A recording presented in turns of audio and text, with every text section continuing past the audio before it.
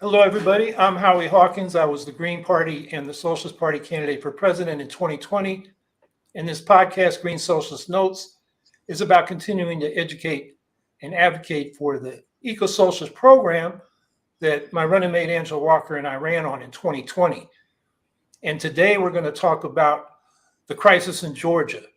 And we have a Georgian with us, Alex Scrivener. I'll introduce him in a minute. I first just want to make a couple introductory comments coming off the podcast last week. Because last week, I was advocating that the U.S. should allow Ukraine to use the weapons it provides against military targets in Russia. And I gave the example of using Patriot air defense systems to hit Russian fighter bombers that are launching these 1 to 3 ton glide bombs at Ukraine from within Russian territory. And I noted that Ukrainian air defense systems couldn't intercept the glide bombs after, they couldn't wait until they crossed the Ukrainian border. And I was asked why. And all I could say was, well, that's what I've read in the media. I didn't know why. But I did a little research and, here's the problem. These are small bombs, so they usually don't show up on radar. If they do, they're very small. They're hard to detect. They don't have a thermal trace, because they're not propelled like the missiles are. So there's not a thermal exhaust for the anti-air defense missiles to hone in on to hit the target. And the flight times are very short. It's just minutes from the time these fighter bombers let these glide bombs go. They're conventional bombs that are added. They add wings and some GPS guidance in some cases, but they're just there, very quickly. So they can't be intercepted. The only way they can be intercepted is by hitting the fighter bomber before they launch the glide bombs. So what's changed since last week is the Biden administration did say they're permitting Ukraine to use U.S. weapons to hit military targets on the Kharkiv front, where Russia has just initiated an offensive crossing the Ukrainian border. But that's it. So it's limited. So that's just an update on that. And I also wanted to retract a little gaffe I made. I was talking about, why we in the Green Party should be more than just speaking truth to power, that we want some power so we can act on the truth. And what I did was generalize that to Quakers who actually have a long history of activism against militarism and social oppression. And I was thinking of, a couple silent vigils by Quakers I've witnessed where they're not really trying to explain to the passersby or the media, why they're out there, what their case is. And I didn't find that effective. It maybe made those vigilers feel better about themselves. And it's not just Quakers. I've seen other pacifist groups do that. So, I shouldn't have generalized that to all Quakers. And, my criticism is really directed at us, American Greens, because I'm afraid some of us are satisfied just to, stand a candidate without any hope of winning and not really thinking hard about how to win or what kind of changes in the electoral system we need to make so we can get our fair share of representation and power. So I just wanted to apologize to some Quakers who might have taken offense at what I said. There's much to talk about in the news, Trump's 34 felony convictions, Biden allowing Israel to cross this red line about invading Rafah, but we'll just have to wait on those because there's a really important issue going on in Georgia, and it's struggle for democracy and independence. And we have a guest with us, Alex Scrivener. He's been in the middle of this big fight over a so-called foreign agents law, or what pro-democracy activists in the streets call the Russian law. And upwards of 10% of the population has been out on the street in the capital, Tbilisi, protesting this law. It's a political crisis with international implications, including for us. And, if we had 10% of Americans out on the street in Washington, D.C., it'd be 33 million people. It's a massive resistance. But the law did get passed. So here to talk with us about what is going on and what is at stake is Alex Scrivener. He's the executive director of the Democracy Security Institute based in Tbilisi, Georgia. Before his current position, he's worked in policy activist and research roles at Global Justice Now in the UK, at the International Criminal Court at The Hague, and at the BBC. So he's got a lot of background, and he's been involved in this movement in Georgia. So welcome, Alex. And so just tell us what's going on in Georgia and what should Americans know about it, and what's at stake, not just for you, but for us and the world. Thank you very much, Howie, first of all, for having me here. It's an honor to be here. So Georgia, I mean, to give your listeners a little bit of background first, I mean, we're a very small country. We're in Southeast Europe, bordered by Turkey in the southwest and Russia in the north. We're not too far away from Ukraine either. That's to the northwest of us. But we're a much smaller country than Ukraine. We're about 3 million people, slightly more than 3 million people. And it's a small mountainous sort of country. But we're very much part of the same struggle as Ukraine. We're a country that, like Ukraine, has ended up at war with Russia in our past quite a few times. Most recently in 2008, when there was a war between Russia and Georgia. Lasted only a few days because Georgia is a very small country, but ended with Russia maintaining control of 20% of what is internationally recognized as Georgian territory. Although that is a complicated situation I will go into another time, perhaps. But basically, Georgia's history for the last couple of hundred years has been a history of struggle against Russian imperialism and a struggle for decolonization against our very, very large neighbor to the north that has tried to subjugate this country for centuries. And so what's going on in Georgia now should be seen in that context. That Georgia is constantly, and since we got independence from the Soviet Union in 1991, has been constantly in a struggle to break away from Russian domination, Russian military threat. So what's happening in Tbilisi is the government here has tried to pass a law called the Foreign Influence Law, which is about effectively ensuring that any civil society organization that gets more than 20% of its funds from abroad has to basically register as a foreign agent. Basically, in those sorts, to say that you are not acting in the interest of the country, Georgia, but acting in the interest of a foreign power. Now, that may not sound so bad from the American perspective, but when you think about where we are, that's every single civil society organization, charity, political activism group in the country, because we're a very small country and a very poor country, and every single organization gets at least 20% of their funds from abroad. So what this means is the government is basically saying any organization that will stand up to the authoritarian policies of this government will have to declare themselves foreign agents, will have to register on a special register, will be liable for huge bankrupting fines if we make any mistakes. And we've seen this law, the exact same law, happen before in other countries, most notably in Russia, hence we call it the Russian law. When Vladimir Putin wanted to choke off any semblance of civil society, any semblance of activism in Russia, this is the law he used to do that. He basically made everybody in Russia sign up as a foreign agent, and those that didn't, he could basically ban. And that's the situation we're in now. That we're in a situation where civil society, which is quite free here traditionally, is on the verge of being cracked down on by this government. And this is what makes it more complicated. And that's why millions of people, not millions of people, but hundreds of thousands of people have been out on the streets here in Georgia.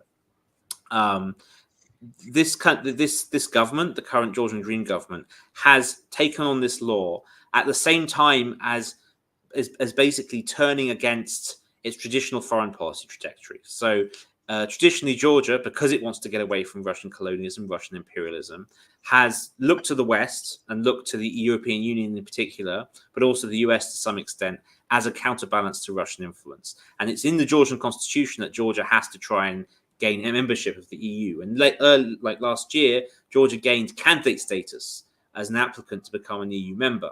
Now, what this government is doing now is sabotaging that by passing this law that's completely in contravention of all EU standards in order for Georgia not to join. And what everyone in this country, or most people in this country, understands is this is much bigger than just cracking down on people like me who are activists and just people in civil society. It's also about putting Georgia back under the domination of its former Russian and colonial overlords. And effectively, Putin has ordered the government here to pass this legislation in order to keep the billionaire oligarch who controls the government here, who's worth about a third of the country's whole GDP, a guy called Bidzina Ivanishvili, in power. And he wants to keep power at all costs and is willing to break ties with the West and maybe even sell his old country down the line to the old Russian imperial overlord in order to keep his business interests and his overwhelming material wealth safe and power safe from opposition and from criticism from people, from civil society. So that's a I guess a broad overview of the situation here, Howie. But obviously, if there's any questions specifically, I'm happy to answer them. Okay, well, I do see one question. Chris will put it in the screen. There we go. Scout Trooper 164. Alex, does the conflict the Russians have with Ukraine give inspiration for the Georgians to riot against Russian control? Just curious.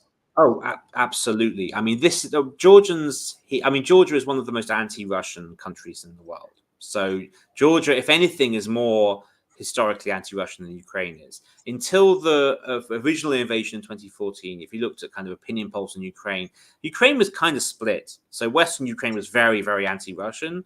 Eastern Ukraine, around Donbass, was what they didn't want to join Russia, and that's a big Russian lie that Eastern Ukraine actually wants to be in Russia. It's not true at all. But they did want, what is true is they did want good economic relations with Russia, and they want to be friendly with Russia. That's before the invasions, before they started murdering people. But in Georgia, that's never been the case. You know, outside of the territories that are currently under Russian control, Georgians are pretty unanimously anti-Russian.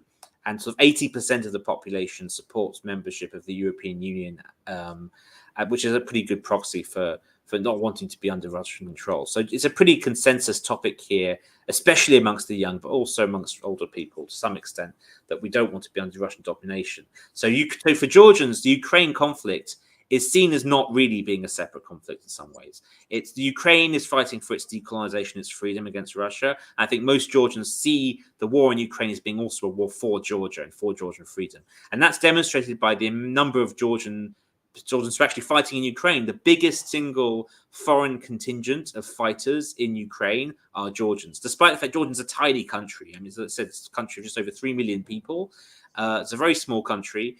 But in absolute numbers, not just proportionally, in absolute numbers, Georgians make up the biggest foreign contingent in Ukraine, fighting on the Ukrainian side. So I think it's something like several thousand Georgians, a good proportion of our army, actually, if you look at it that way, are actually in the trenches in Ukraine. If you look up the Georgian Legion, that's a big, they're a big kind of force in Ukraine. So Georgians absolutely consider the conflict with Ukraine, the Russian Ukraine war as being their war, and this being, that a lot of Georgians feel that our future is basically being determined by what happens on the battlefield in Ukraine. So absolutely, yes. And the only reason, I mean, this is the thing, that the government, that what they're saying is, well, actually, we're not Ukraine. We're a much smaller, weaker country. If we went to war with Russia, we would lose within a week, which is what happened last time.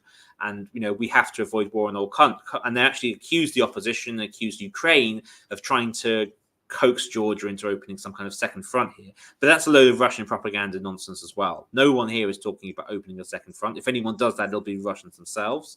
But in spirit, Georgians do absolutely stand with Ukraine, overwhelmingly. So where's the movement at now that, they protested the law? The president of Ukraine vetoed it, who wasn't necessarily an ally of civil society before recently, as I understand it. But the law got overridden by the parliament and it passed. So after all those people going out on the streets, what's the feeling in the street movement? and there's an election coming up in October. How is this going to play out over the next several months? That's a very good question. I don't know the answer, but I'll tell you that up until now, this movement has felt like a sort of a very powerful social movement here. So, as you said before, maybe 10% of the entire population of the country was out in the streets, which is an insanely large amount of people. And it's felt there's a huge amount of energy behind this movement. Now, obviously, despite that, and obviously there was some police crackdown as well, and there's been some people who've been beaten up. People have been subject to police brutality here for their protest activities. But yes, there is a situation now where we have lost, on the face of it, the initial battle here.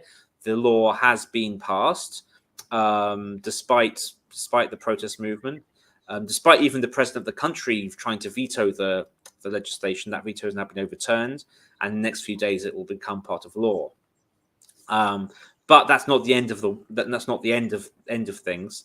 There are, as you say, these elections in October, where there's an opportunity to get rid of this government. And if those elections are held fairly, it's very difficult to imagine them winning outright. But that's the big question. Will those elections be held fairly?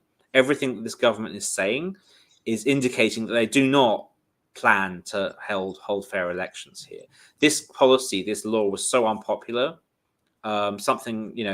Only something like up to 20% of the population support the law, according to the opinion polls I've seen. So that's a tiny quite small minority of the country is on their side on this. They're going to lose a lot of votes.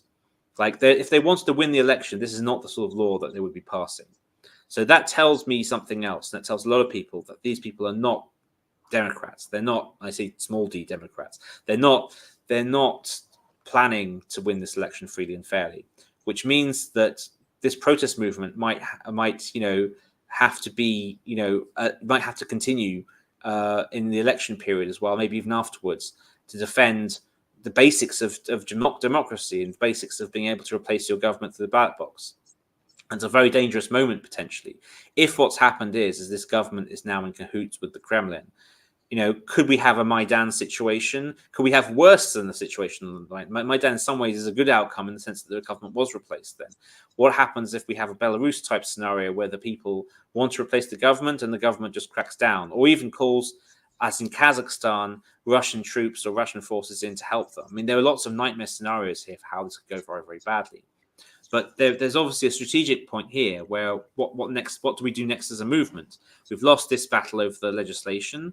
A lot of civil society organizations are going to have to think very carefully about how they resist this new repressive law. And there's summer ahead of us between now and the election. And yeah, there's a little thinking going on here about what to do next. I mean, there's definitely a group of people who will continue protesting, but whether we can continue on that kind of level of hundreds of thousands of people in the streets remains to be seen. I mean, it's a lot. People have day jobs. People can't spend months and months and months out on the streets every single day, every single night. It's very difficult to ask people to do that. So the question is, how do we continue the momentum of this social movement in the streets and until the election? How do we ensure that the election is fair, free and fair? And those are all questions we're all thinking about for sure. Yeah, Alex actually wrote about this, particularly with respect to the elections this week. And we got a link to that can be put in the chat. It's called The Other Georgia, How Russia Could Win. So it'd be a good time to put that in the chat now. And I saw in somebody in the comments linking to something about the question of LGBTQ rights in Georgia. And maybe you could talk about that. It's a conservative country, so the government is very much like Russia, cracking down on LGBT people. Tell us a little bit about that. Yeah, absolutely. I mean, it's a very sad state of affairs here in terms of LGBT rights. In some ways, we're better off than some of our neighbors. I'd probably rather be someone who is LGBT in Georgia than in neighboring Azerbaijan, for example, or even Russia. But that's not a very high bar. We have, a lot of homophobia here still, for sure. And we have a government that is trying to use that homophobia to stay in power. And the worst example of this is the 17th of May, which is, is seen as a day of LGBT rights in many places in the world, but it was supposed to be a day where, the first time I think it was 10 years ago or so, there was meant to be a small pride demonstration here in Tbilisi, and the Georgian Orthodox Church, alongside far-right elements and pro-government elements here, organized basically to break that up and to effectively use violence to stop LGBT people coming out onto the streets, and people were beaten up, and this was a very terrible scenario that happened. And since then, on the same day, to stop people coming out in defense of LGBTQ people's rights, what has happened is that the church has organized a family purity day to come on the same day, and they bring people out into the streets to stop LGBT activists doing the same thing. And now what the government is doing is trying to leverage that homophobia amongst some sections of society to stay in power and to say, well, you might not want Russia, but the alternative is that you have to accept gay rights. And for a certain kind of person, that might be an argument that they're willing to listen to. Not a majority, I would say. I mean, what I say in my article that you've just posted on the chat is that actually it's not like in the society where you have half of the population who are fine with homophobia and also racism, and the other half which is liberal, and they sort of hate each other, and there's not much in between. There's not that kind of polarization here. You have, as I said, 80% of the country is pro-EU. Overwhelming the country is anti-Russian, but I'd say a majority of the country is also socially conservative at the same time. So the median, the average Georgian, both wants to join the EU, wants to join the West to some degree, doesn't want to be in Russia, but at the same time, is quite socially conservative and isn't necessarily, in the same place as someone, in Europe or the US is on LGBTQ rights. And that's a very difficult situation, because these are issues that obviously are very important. And those of us on the progressive left here really want to make sure we have progress on that. But at the same time, there's a tension between that and making sure we win this fight for decolonization. Because if people like that decide that they prioritize their sort of identity politics and social conservatism over the need to escape Russian imperialism, then we have a problem in terms of the election. So yeah, it's a complicated situation. It's not a good situation, I must say. But one thing I will say on a more positive note on LGBTQ rights in Georgia, actually, it is the fact there's such a huge backlash from socially conservative forces here in the government against LGBTQ rights is actually in some ways indicative of the threat that they feel from society, that actually LGBTQ activists are actually getting progress and convincing people and are getting progress here in terms of being more accepted in some sections of society. So in some ways, the fact that this backlash is having to happen is a symptom of the effectiveness of some of the activist community here in bringing their issues up. So if I want to find a kind of silver lining in the cloud, that's how I would find it, for sure. Talk about how the civil society organizations are planning to resist this law. I've heard, some say they're not going to cooperate. And also talk about the scope of these. I mean, one movement I've heard about is resistance to a dam that is very grassroots. It's not funded by people outside. We're going to have a couple people in the Green Party tradition in Georgia at the end of the month, June 29th, one of whom was with the first generation of Greens in the 90s, the other of whom is a new generation of Greens. He comes out of the gay rights movement, and they're trying to have a more socially liberal as well as environmental and economically progressive Green Party. But last I heard, they can't get registered with the current government to be in this election coming up. But that's for later. Just talk about, what civil society is doing in response to this law. Well, I mean, I slightly correct you, Howie. The movement you discussed just now about the resistance to the big hydroelectric dam that was a successful movement. the Namakhmani Dam in western Georgia, which had a huge amount of local resistance because of the environmental destruction that it would have caused. Was a big grassroots movement that involved many people from across the political spectrum.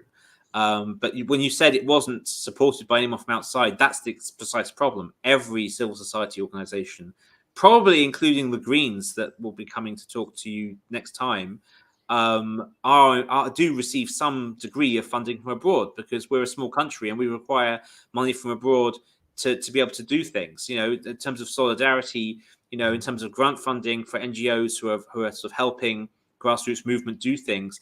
Every social movement, basically anything that happens in Georgia, must have some degree of foreign financing involved, because it's such a small country and such a poor country. There's just not enough. There are not enough rich people in Georgia with leftist views to keep us going.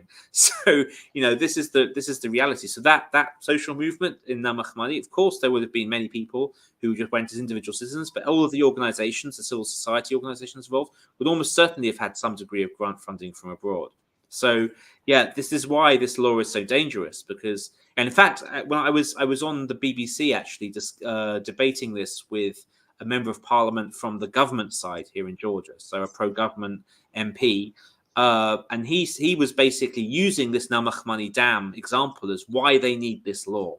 He said, we're sick of all this foreign money coming in to these groups that make our life difficult and stop us from doing projects that we really need to do. For example, this dam, these pesky green activists and environmental activists funded by foreign grant funding stopped us doing this dam that would have lost a bunch of people their homes and would have caused a bunch of environmental damage, but it would have made us a lot of money. So why he used that exact example for why his government should be allowed to pass this law. So absolutely.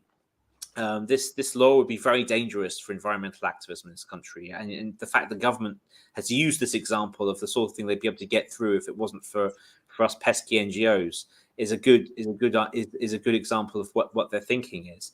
But to answer your precise question about what we're planning to do, well, according to this legislation, we have until September to sign up and basically declare ourselves to be evil foreign agents.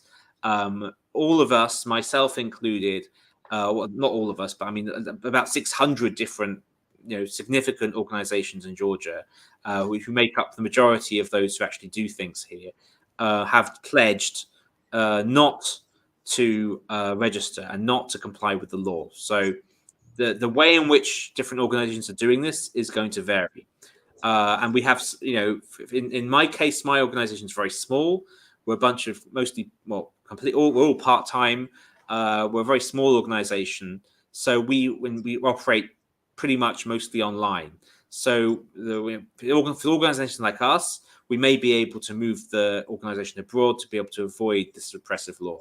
But for other organizations who have a bigger physical footprint, who have for some reason can't move their operations in this way, some of them may decide to do two other things, to basically just resist the law and just try to ignore it for as long as possible. The problem with that is they will be hit with very large financial penalties for that. They can try and avoid that too, but eventually they're going to hit a position where the government is going to be trying to close them down. And if they do register, and some organizations may well register as a foreign agent, then they have to live with this this label of basically being an enemy of the people, effectively. And also be open to any further legislation, which is almost certainly coming, as we saw from the Russian example, when they say, well, if you register as a foreign agent, we're not going to let you do these sorts of activities, like interfering in domestic politics, which is everything, obviously. I'm sure many of your listeners are activists, and you know that there's no such thing as being an apolitical activist. If you're an activist, you're going to hit politics. Even if it's something at a very local level, even those things are very political. So anyone signing up to this feels like they're signing up to a trap, and that's why people who are stuck between a rock and a hard place. Really, do they register and then be hit by the laws that are going to be coming after that, or do they resist, hit by the fines, or do they try and leave the country in terms of the organization? And there's lots of different ways in which people are thinking this through. But it's a difficult situation for sure, and we're talking to people who've been through this before. So, organizations in Russia have to operate on a similar basis. So, there's a lot of experience out there for people, for organizations who are operating under these sort of repressive conditions.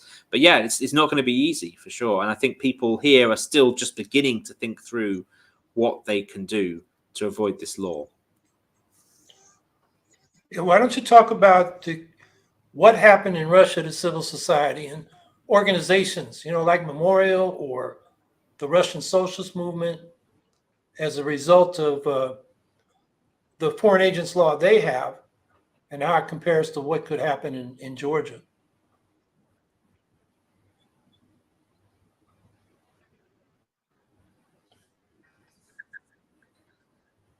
I don't know if it's Alex that's frozen I or feel like I'm losing you. I don't know if it's my connection or you. Sorry.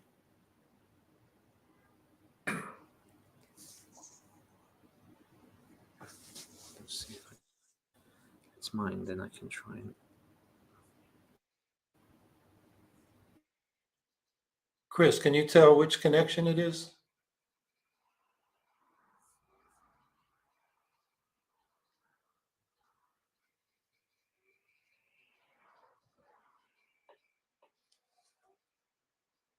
Okay.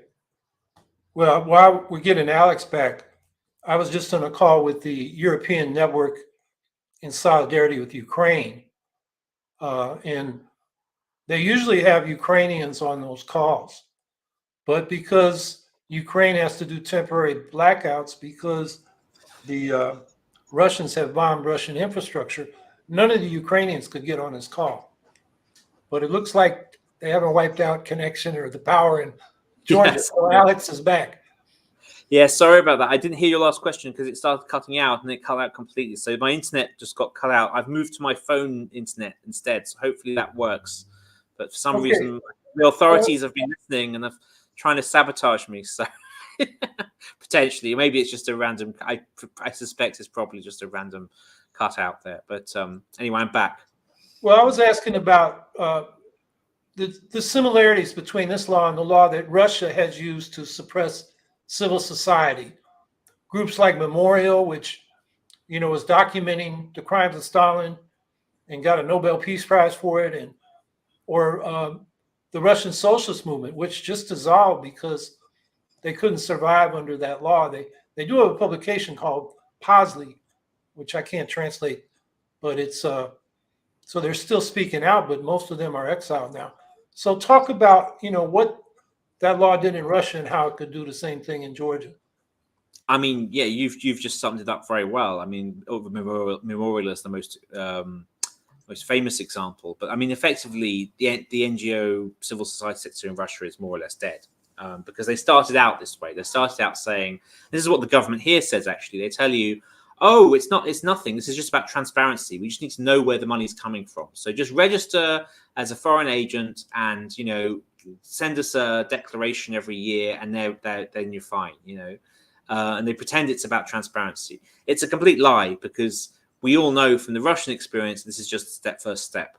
And I think I know people, overuse Nazi Germany examples to kind of put, but I will use it in this case just for illustrative purposes. It's like saying, to the Jews in the 1930s, well, you're not doing anything to you. They just want you to wear a golden star to show people who you are. No one's going to arrest you or anything. It's once you've declared yourself an enemy of the people, then that's just the first step towards. Once you've identified yourself, you put yourself in the register of people who are bad people according to the government. That's the first step towards things that more punitive measures that then targeted, and that's exactly what we saw in Russia. We saw, the organizations were first just registered, and then additional changes to the law were passed that basically said, well, if you're a foreign agent, you're banned from doing these activities, and basically you're in a situation where if you do try and operate in Russia on that basis, it's pretty much impossible to operate in a normal way. So pretty much everyone was chased out of the country, and in most cases physically, but definitely in terms of institutional presence. So that we know we've seen this before. So in Russia for sure, and we have no doubt that that's the direction this government is attempting to go. Here's a question, Lombroso. Central Asian countries use the same types of laws? Yes, they do. I was talking to an activist from Kyrgyzstan just the other day, and they're facing the exact same law. Well, not the exact same law. It's slightly different from the one here, but basically the same idea. So this law, this is why we know this idea is coming straight from Vladimir Putin's pen. So the Vladimir Putin is pushing basically the same legislation out to a whole bunch of countries at the same time. We're seeing this law has already been passed in Hungary, and we saw in Hungary even entire universities like the Central European University had to leave the country, because it became impossible to operate there. We're seeing it being now potentially be proposed in Slovakia under Robert Fico. We're seeing it being proposed in Bosnia. We're seeing it being proposed in Georgia's breakaway region of Abkhazia. We're seeing it in Kyrgyzstan, as I said, and we're seeing it, so we're seeing the same law being pushed out to a whole bunch of countries at the same time. And obviously Russia itself, it's been in place for many years. So it's Central Asia absolutely is another place where this happens. I mean, Central Asia is an even worse position in that Georgia has had an extent of democracy for quite a while now, whereas apart from in Kyrgyzstan, which is an exception, the other Central Asian countries have not really had any measure of democracy at all since independence. So Kyrgyzstan is kind of similar to Georgia, and that's had a little bit more freedom, but that freedom is now being compromised by this new foreign agent law, which is again being pretty much dictated to by the Kremlin. So give us some evaluation of the kind of solidarity you've gotten from people in Eastern and Central and Asian periphery of Russia, like Ukraine especially, the international left, what the U.S. and the EU are doing in terms of supporting your democracy movement. We hear that particularly the campus who are really on Putin's side, calling your demonstrations against this law a quote unquote color revolution, that it's the CIA behind it or somebody. And to me that's just, Putin is very counter-revolutionary. But talk about solidarity as it exists and what you need. Yeah, well, I mean, there's a big difference here between the different groups you've outlined. So in terms of solidarity from, for example, Ukrainians, that's at a very high level, because Ukrainians and Georgians are basically fighting the same fight. I think I felt a lot of solidarity from neighboring countries, for example, Armenians, Azerbaijanis, who are also fighting similar. And Azerbaijan obviously is an oil-funded dictatorship, so the opposition there is in a much worse position than we are here. Armenia is in a very difficult position itself. And so the sort of Asian European periphery of Russia, our fellow battlers against Russian colonialism. We have a lot of allies and a lot of friends. Baltic states, Poland, very similar. But when you leave that area of the world, things change and become more difficult in terms of solidarity. And obviously, it's understandable to an extent because there are other things going on in the world at the moment. The situation in Gaza is, and I wouldn't purport to compare our situation to that. I mean, what's going on there is an absolute travesty. The absolute destruction and death that's being wrought in the population there is something that I can't compare what's going on in Georgia to what's going on there. So to some extent, it's absolutely understandable that a lot of people's attention is very much focused on Gaza at the moment. But that's not. I would say solidarity with our part of the world, with Ukraine as well, has always been a problem in parts of the international left. I mean, by which I mean, to some extent, the Western left, and some extent also, I guess, some of the left in the global South for slightly differing reasons. And the problem is effectively that in the Western left mindset, they're used to this mindset where basically the West is the bad guy, and anyone fighting the West has got to be the good guys, right?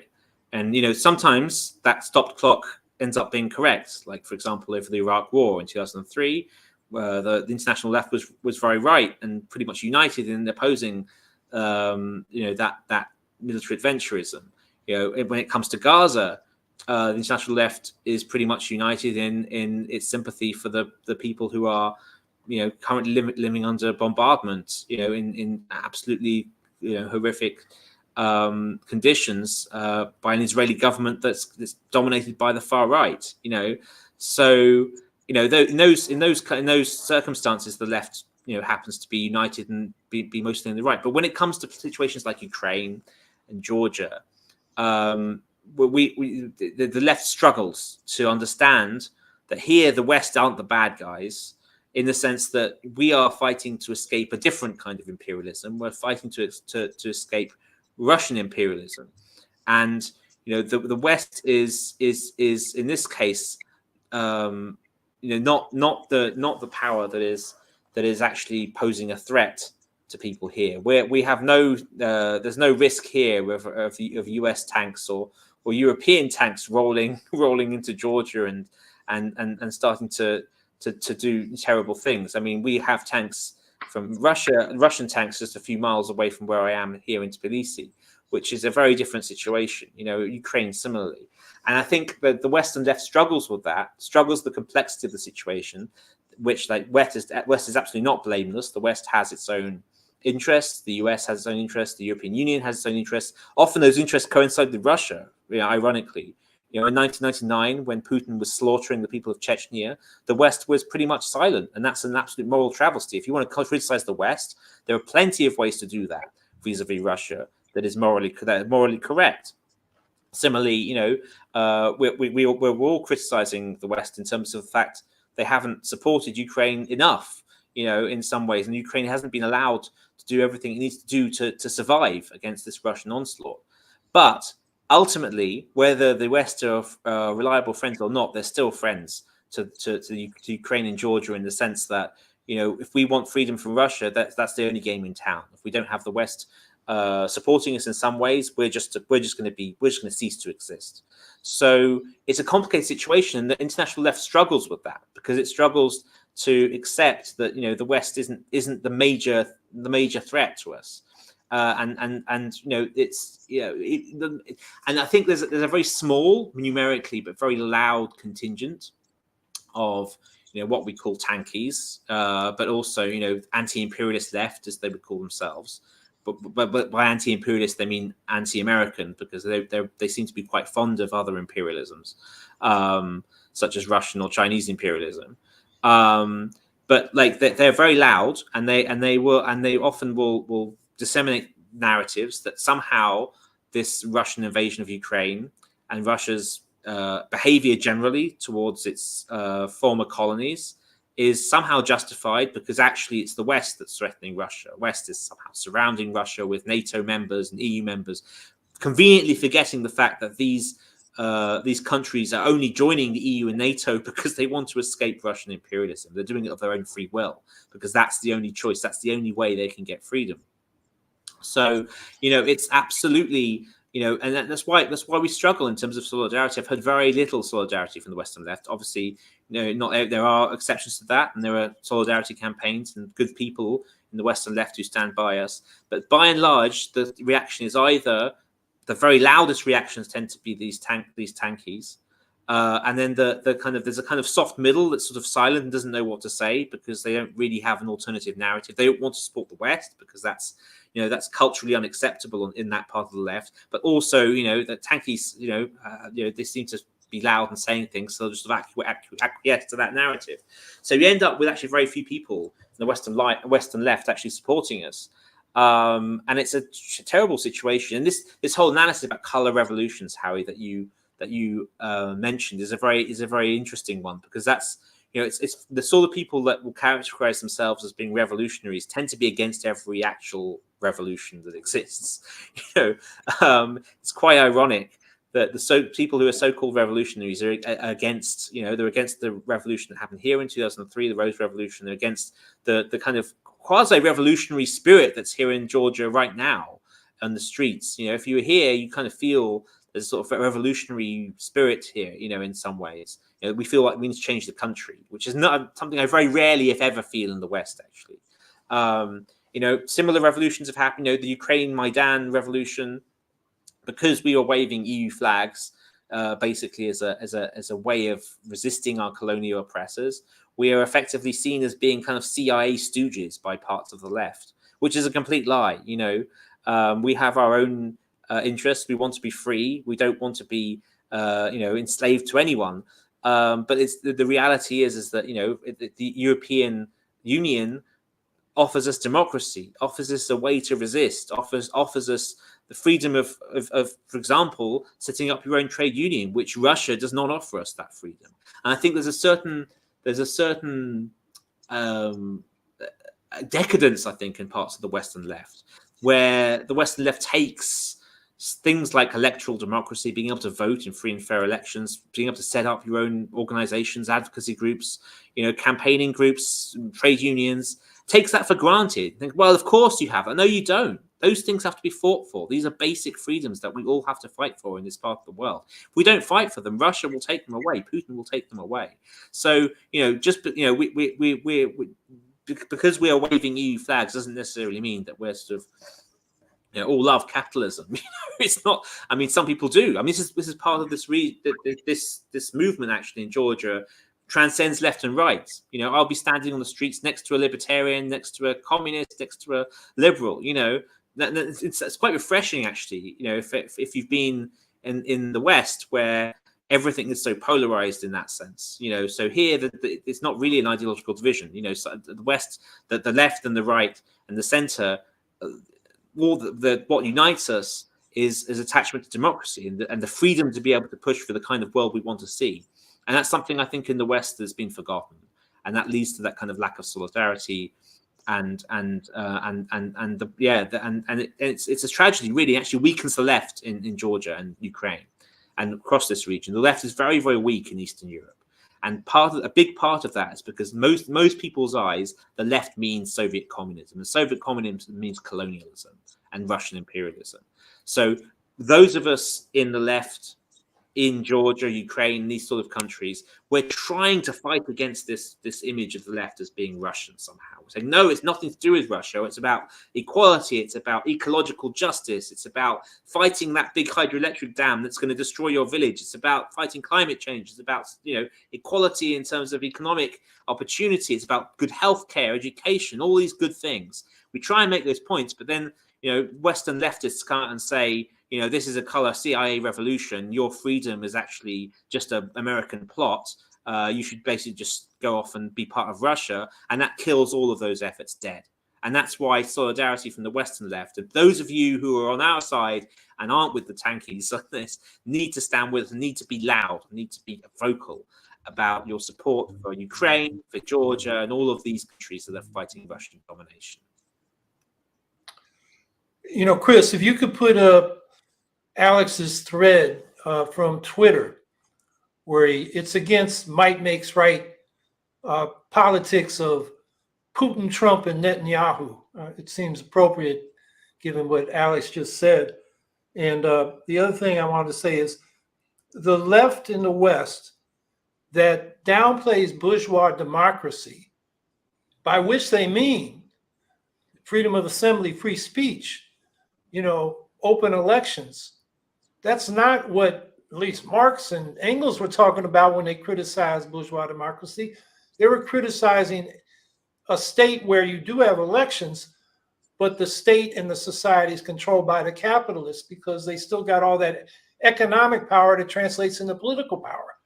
It's about the class nature of the society, not the democratic rights that the socialist movement led the fight for enfranchisement, for the free speech.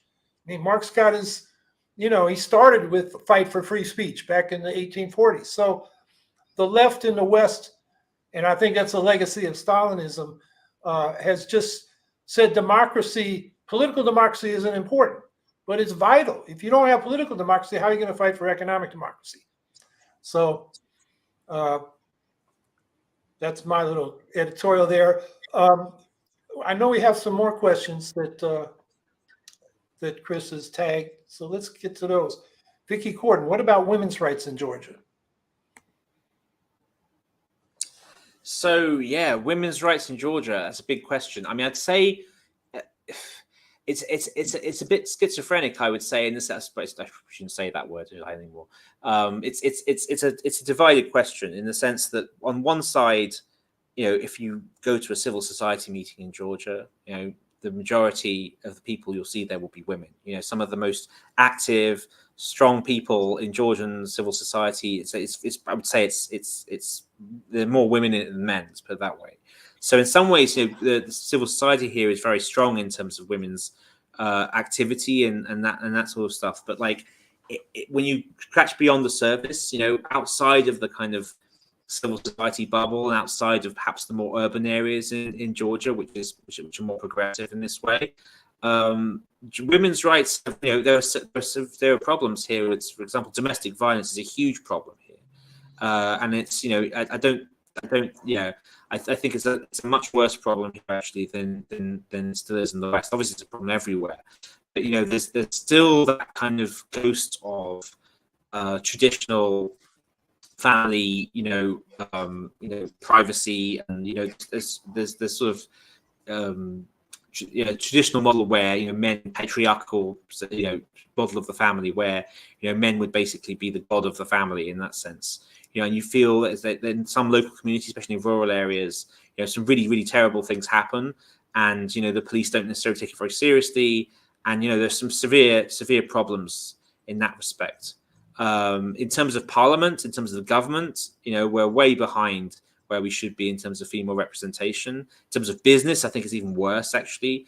Business tends to be a very male-dominated area because it's quite an oligarchic capitalist model here. It's not the kind of neoliberal capitalism fully that you have in the West, which tends to be more, for all its faults, more women-friendly than this model. Oligarch capitalism is very, very macho, very about making dirty deals behind scenes and getting your business rivals murdered and that it's a very murky world, which is not particularly women friendly either. So I'd say it's a very mixed picture. Georgian women are very prominent in civil society, and there's a very strong pro women civil society sector here that's pushing for making things better. Some great feminist activists here. It's not at all like some areas of the world where that's even a bit of a struggle. But on the other hand, there are some severe issues here in terms of I would definitely particularly say domestic violence, but also other areas in terms of representation and equal rights.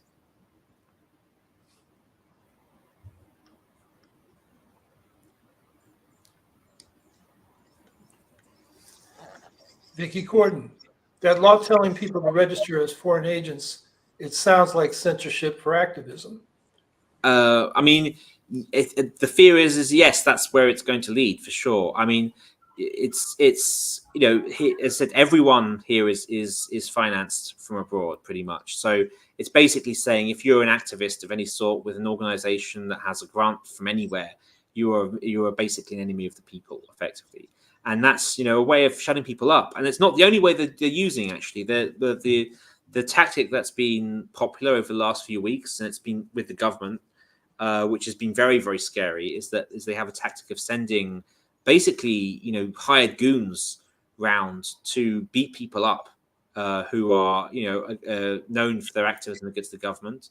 Another way they do it is by basically graffitiing and vandalizing the private property where people live from activists. Now, officially, the government's not doing this, but there are pro-government goons basically doing this. And I think we all know that those people are being paid by people in the government, people close to the government. So they're doing all of these different things to try and effectively bully civil society into shutting up and try and intimidate people. A lot of people have had sort of phone calls as well, people who would just yell expletives at them, randomly to sort of, to give people this feeling of being on edge that, they shouldn't keep talking or else, there will be consequences. We're not in the full realm of repression that we see in Russia yet here. I mean, Georgia is, until this point, has been a democracy, right?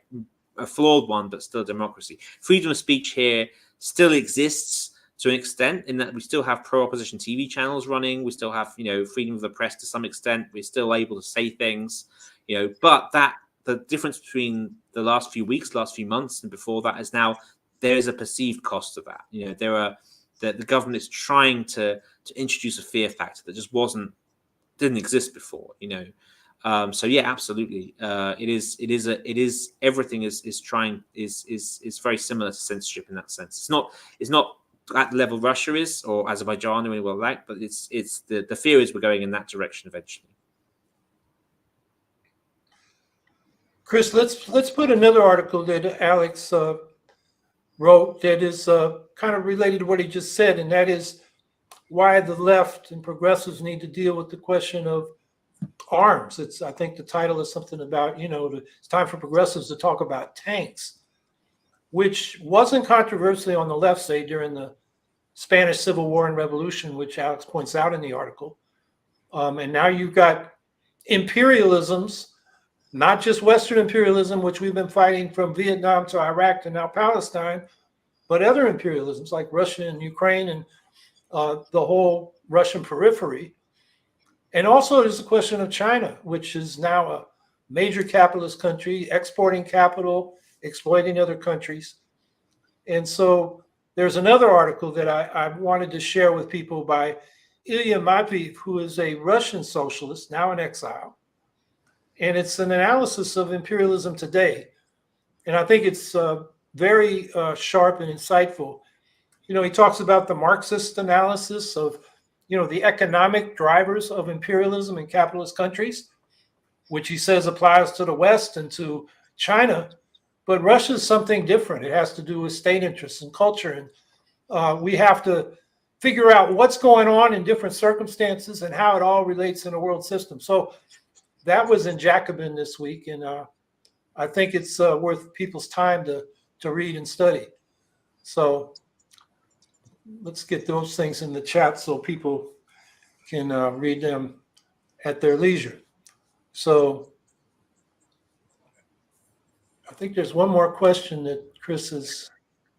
Oh, well, I don't know if that's really for Alex. That was a question asked of me, and I haven't researched it, Andrew. It's about possibility of oyster reefs combating rising sea levels.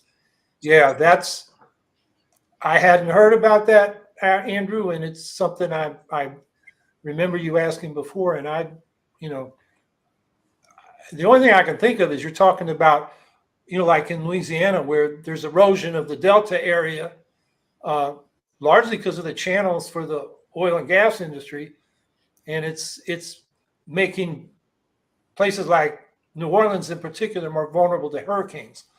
I don't know how you combat rising sea levels except maybe slow the impact of storms, but I will do a little investigation of that and be able to give you an answer to that, Andrew, unless Alex has been studying that question and he's got something to say. Yeah, unfortunately, I don't know anything about oyster reefs. I did used to work on climate justice about 10 years ago, generally, but I used to work on the more systemic, the mitigation sort of level, not about sort of specific adaptation technologies like that. I'd be very interested to hear more. But I mean, yeah, in terms of, generally to bring it back to our region, in terms of the link between the fight against climate change and for climate justice and the struggles in Ukraine and Georgia, ultimately, the whole reason we're in this situation, and the West has been so slow to support us is because the West has been absolutely hooked on Russian oil and gas for so long. Had we had a green transition a little bit earlier, we'd have had a much more strong response, and maybe Russia would never have invaded in 2014 or in 2022. They would not have had the resources. So absolutely, there's a huge link between the climate justice movement generally and our struggles. But I can't speak to any particular adaptation technology, as I'm not an expert on that at all.